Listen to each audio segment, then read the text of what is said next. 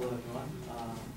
Today I'll be refuting the major claim that the drinking age of 21 is detrimental to the health of teenagers, proposed by Colton Roth. He proposes three main arguments. Drinking is considered a major life choice. Other controlled substances are available for purchase at the age of 18, and the current law isn't working. People under the age of 21 are commonly exposed to alcohol.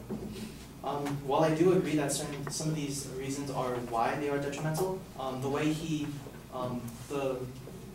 his solutions provided don't adequately help support his main claim. For this first topic, he supports his claim with drinking is a major. He supports his main claim that drinking is considered a major life choice, with people at the age of 18 can already decide to join the military or even donate their organs. However, young men and women can train to be in the military or even donate their organs, with the consent of their parents under the age of 18.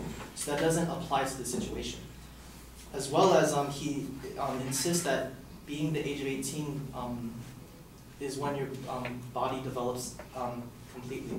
However, the actual age for the body to reach its physical and mental peak of maturity is early 20s, which is why the government has decided to limit drinking to 21. His second claim is other controlled substances are available for purchase at the age of 18. If cigarettes are more hazardous, yet sold at a younger age, we should lower the consumption rate of both, rather than exposing drinking to a younger audience, if your concern is teenage health. Applying this to his next claim that the age to buy Sava Divinorum in California is 18, which is very detrimental if abused. Applying this to other drugs, the substance Colton Roth suggests taken responsibly along with alcohol is not detrimental to the body. However, if taken irresponsibly and consumed irresponsibly creates dire effects. Rather than allowing a younger audience to drink, we should promote responsible drinking to influence situations we can't directly prevent, rather than hoping that lowering the drinking age to 18 will indirectly influence younger audience to not drink. In his third argument, the current law isn't working. People that under the age of 21 are commonly exposed to alcohol. He provides many reasons why the law doesn't work. Children can steal from their parents, pay an older friend, fake identification, steal from stores. Let's apply this pay for an older friend logic. If we lower the drinking age to 18, not only can you pay for an older friend, instead of 21, it is now 18. We now expose an even younger audience, a new standard for underage drinking. We expose an even lower age. If we try to, study is done by Johns Hopkins Medical School, that 65% of 12th graders drink alcohol. 44% said they're binge drinking. He assumes that only 18-year-olds, or he uses the statistics of 12th graders, which is commonly 18 years old. However, he ignores the fact that many high school ages all across the board drink alcohol as well. So applying the steal from stores factor doesn't account because people already under the age of 18 steal from stores. Instead of applying that logic, we could try and decriminalize petty theft to a lower standard, so that we can try and help out these teenagers control their drinking. Thank you.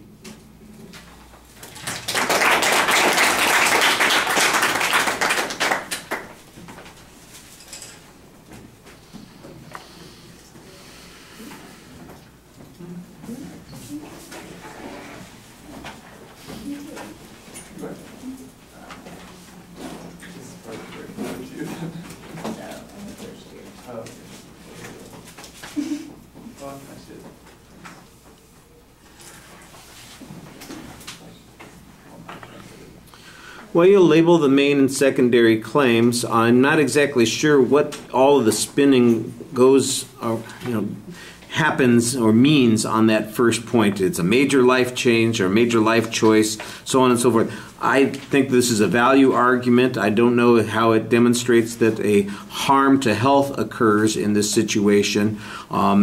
The only thing that comes up is this you do have one piece of evidence here that I think applies, and that is that your physical maturity or your physical body develops in its early 20s, although the citation of that information is not very complete, and I think you need to be a little bit more forceful on that point.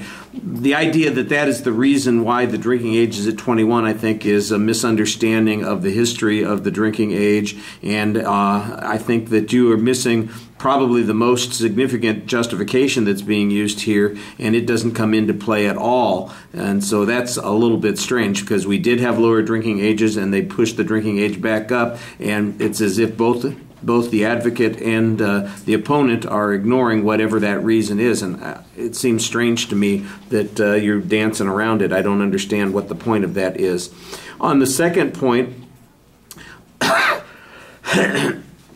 I think you're trying to make a facetious argument here about lowering the drinking age simply because other things that are dangerous have a lower age. Your argument sounds to me like what you're trying to say is this is really a justification for raising the age of availability of tobacco, for instance, instead of lowering the drinking age. But that's not the way you said it, and when you listen back, you're going to notice that you kind of actually went the other direction on that. If that's not the point that you're trying to make, then I'm not exactly sure what it is that you're trying to get across here. It's a little bit unclear. Not for a little bit, it's a lot unclear otherwise. That's the only inference that I could figure out that would make any sense on that point. Now, I do think you have a good argument on at the start on the access argument here that says if you lower the drinking age to 18, then you're actually going to encourage drinking at even younger ages. And I think that that's probably a valid point, but you need to have a little bit more explanation on it. And then you kind of deny that point anyway by saying, look, kids under the age of 18 are drinking already. Well, then what difference does it make if we lower the drinking age? If they're already drinking, how is it going to be any different? And then you kind of get off on this tangent about them stealing, and I don't know what that gets you at all. It doesn't make any sense. Well, let's lower the penalties for petty theft. How does that answer the issue of whether or not lowering the drinking age is detrimental? I don't even think that the advocate made the argument that says that it's detrimental because kids get arrested for petty theft and they are abused in jails. Maybe that would be an answer if that was the argument that the advocate made, but I didn't think that that was the advocate's argument. Okay, thank you.